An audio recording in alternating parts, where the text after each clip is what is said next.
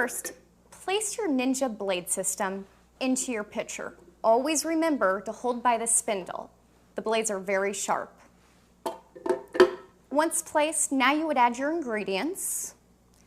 Next, to assemble your lock-in lid, align the arrow on the lid with the arrow on the handle.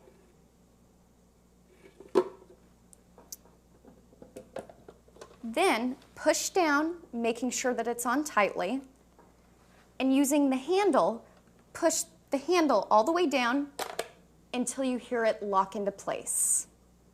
Now you're ready to attach your pitcher to your motor base. Make sure that the lid is properly assembled and on tightly. The unit will not work unless the lid is properly in place.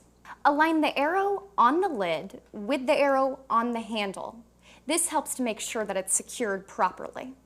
Next, to attach to the motor base, align the jar from diamond to square. You'll see icons on the motor base to make sure that you're aligned correctly. Turn the handle to lock the unit into place. Now you are ready to blend. When you're finished blending, let me show you how to remove the lid. Press the release button. You'll hear a click. Pull the handle all the way up and pull straight off.